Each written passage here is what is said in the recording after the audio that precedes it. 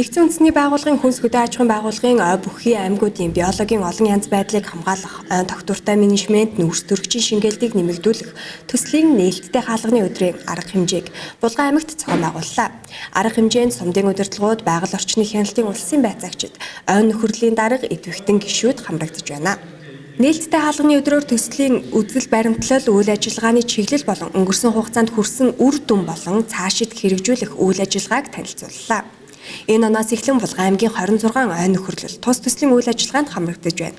Өмнө нь хамрагдаж байсан аж ахуйн нэгжүүд тодорхой сургалтуудад хамрагдаж, үйл ажиллагааны төлөвлөгөө хийж, ойн цэвэрлэх, ойн дагалдах баялагийг ашиглан эцсийн бүтээгдэхүүн хийх шатанд амжилттай ажиллаж байна.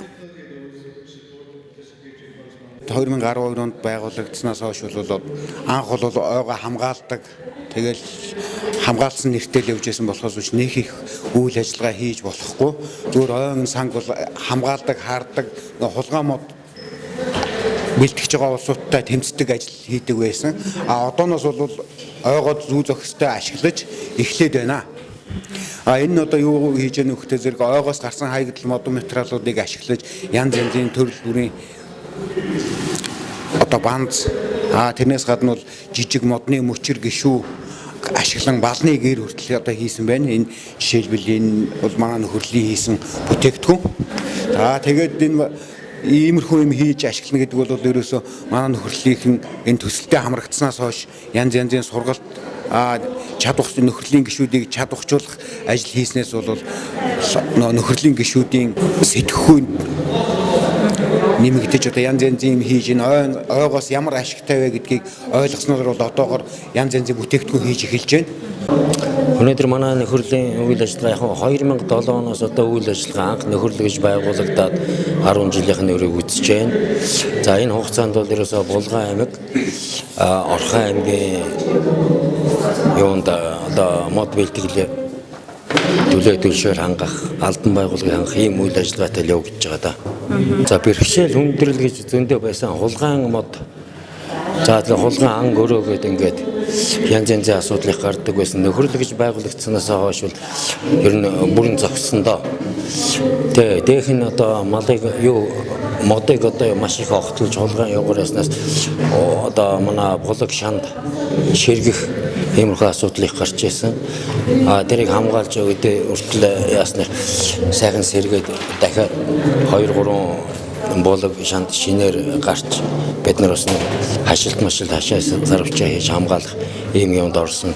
Тэр их зөв зөвтэй асуудал болсон гэж бодож байгаа.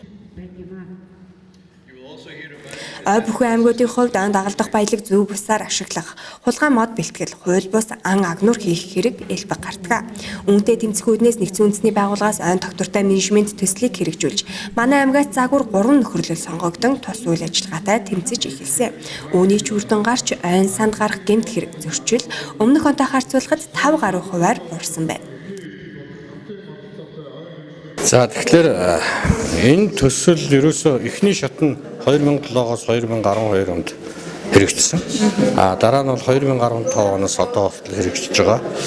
За нэгдсэн үндэсний байгууллага хүнс хөдөө аж ахуйн байгууллагаас бол нутгийн иргэдийн амжиргааг дэвшүүлэх, аль болохоор нутгийн иргэдийн оролцоог нэмэгдүүлэх, байгаль хамгаалах үйлсэд одоо хамтын оролцоотой менежмент нэвтрүүлэх чиглэлээр одоо олон улсад хэрэгжүүлдэг төслүүдийн нэг нь Монгол оронд бол 2 дахь удаага нэлээд амжилттай хэрэгжиж байгаа энэ төсөл. Нийт ялангуяа ойн сан гэрээгээр эзэмшиж байгаа нөхөрлөлүүдийг чадварчуулах, тэдний одоо үйл ажиллагааг идэвхжүүлэхэд бол энэ төсөл нэлээд хувь нэмрээ оруулж байгаа. За 2007-оос 12 онд хэрэгжсэн төсөл дээр бол Булган аймгаас бол 3 загвар нөхөрлөл гарсан. За 2015 оноос хойш хэрэгжиж байгаа энэ төсөл дээр яг одоогийн байдлаар 25 нөхөрлөл сонгож аваад Булган аймгийн хүрээнд шүү дээ.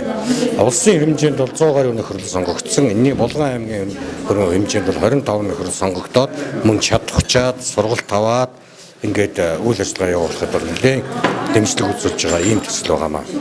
Нээлттэй хаалганы өдөр арга хэмжээний хүрээнд нөхөрлийн дарга гишүүд салбар яам, аймгийн мэргэжлийн байгууллага төсөл хэрэгжүүлэгч байгууллагын удирдлага төлөөлөгчдтэй тулгамдж байгаа асуудал цаашид авах арга хэмжээний талаар ярилцлаа.